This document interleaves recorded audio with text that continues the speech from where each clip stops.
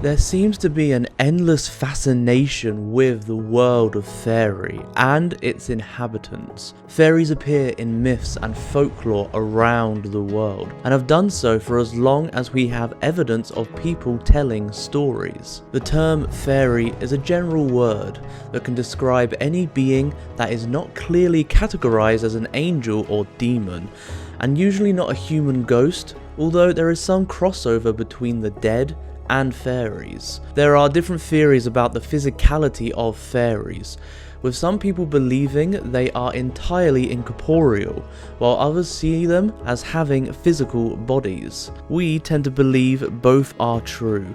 Fairies are a diverse lot and can appear in many shapes and guises. In stories, fairies appear as both helpers and dangers, sometimes both. Because fairies operate on a totally different system of etiquette, they can be easily offended through our ignorance. Traditionally, people who dealt with fairies often avoided saying the word fairy, or even using the specific names for types of fairies, instead using euphemisms like fair folk, good neighbours, or gentry. This was done to avoid offending them and to keep from drawing any negative attention. Fairies can bless people with amazing good luck, health, the return of lost items, and even unexpected wealth. But they can also cause invisible injuries, madness, and otherwise torment people. The Celtic fairy faith grew out of the attempts by people in Celtic countries to live in harmony with the fairies, and to create a system of protections and counter magics for dealing with the dangerous ones. As the modern witchcraft movement has grown and diversified, there has been a natural gravitation by some people towards the old fairy faith and its beliefs and practices. There is a lot of wisdom in the fairy faith and a great deal of tradition. Over the past few decades, there have been several attempts to blend fairy beliefs with modern witchcraft, with varied results. Usually, the systems that are created heavily favour more New Age views or emphasise a largely eclectic Wiccan structure with a few friendly fairy flourishes. If you are like us and take a more old-fashioned view, then the existing books on traditions that combine fairy belief and witchcraft just don't work for you. Our book, Pagan Portals Fairy Witchcraft by Morgan Daimler, is an attempt at offering seekers something different.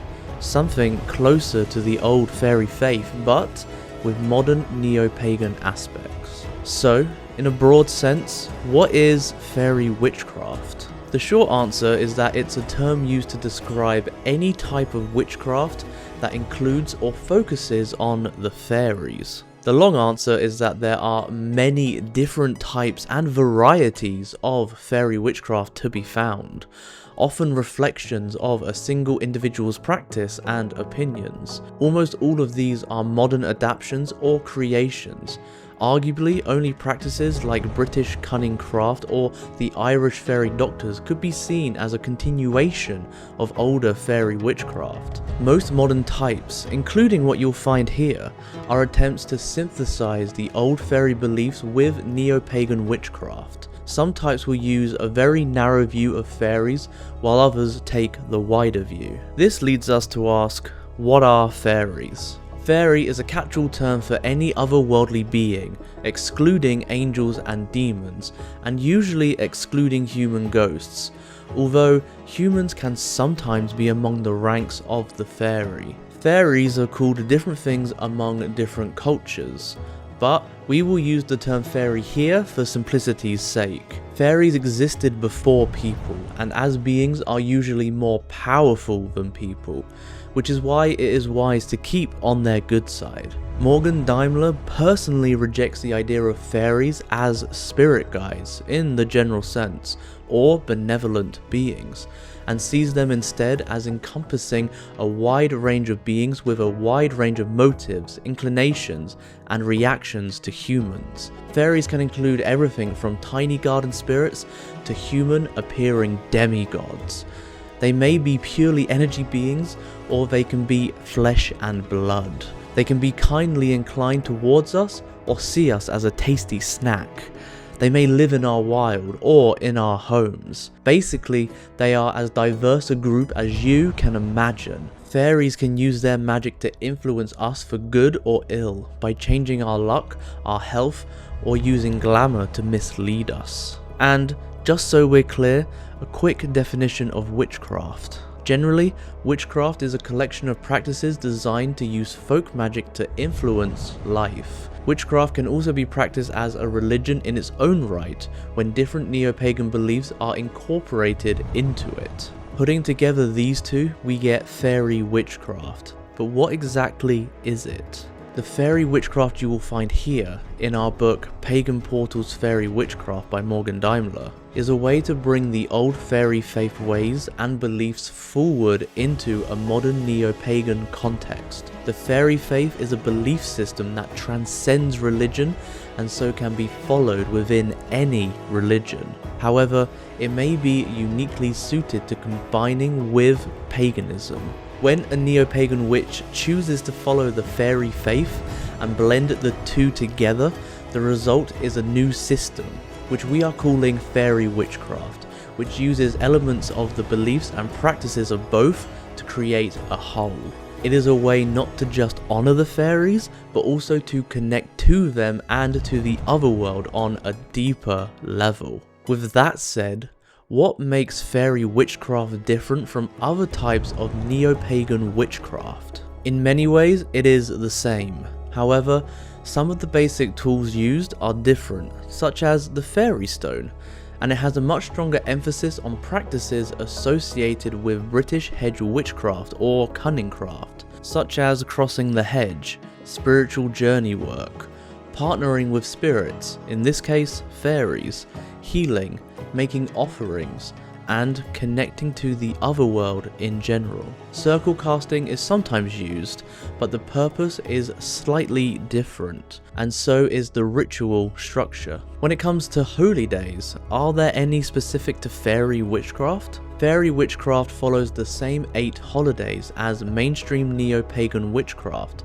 and also celebrates the full and dark moons each month, but the focus of each holiday is slightly different. While the gods are honoured at each holiday, each one also has significance within the fairy faith, which is acknowledged, and the emphasis in the lunar celebrations is more on connecting to and honouring the otherworld. What about group versus solidarity when it comes to practicing Fairy Witchcraft? It is possible to practice Fairy Witchcraft in a small group, but it probably works best as a solitary effort. Each person's connection to fairy will be unique and experimental, making group work very challenging, unless the group is very tight-knit or experienced together. You may now be asking, can anyone follow this path? Yes and no.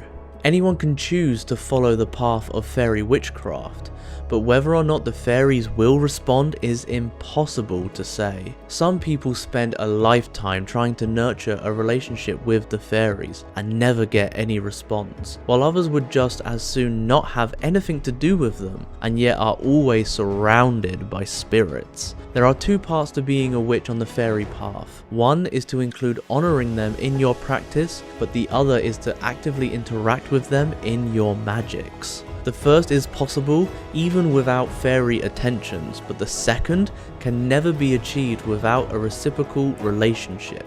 And the final question to ask: do we worship the fairies? No. We worship the old gods, but we do not worship the fairies. We honour and respect them and make offerings to them, because they have the ability to help or harm us. The fairies can be our allies and friends if we are able to earn those relationships in our practice. And there you have it. Fairy Witchcraft isn't just a whimsical aesthetic or a sprinkle of glitter on your altar. It's a living, breathing path that honours the wild, unpredictable and ancient spirits of the otherworld. It asks for respect, patience, and more than a little courage. After all, this isn't the land of cute winged sprites with flower hats. Well, not only that, this is a realm where the good neighbours walk alongside gods and witches, where offerings might go missing, doors to the Otherworld creak open, and your luck might take a sudden left turn if you forget your manners. Whether you are just beginning your journey into fairy witchcraft, or deep in conversation with a house fairy who won't stop hiding your spoons, I hope this gives you a solid start and maybe a few warnings worth heeding. Be kind, be clever, and always say thank you. The fair folk are watching.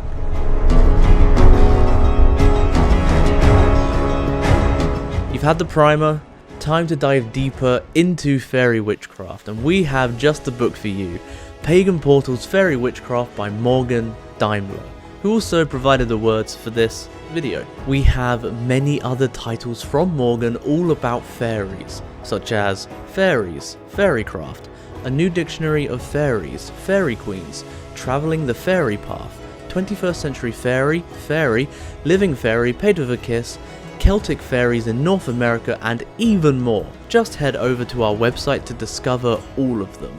Thank you so much for watching. A special thank you to our members.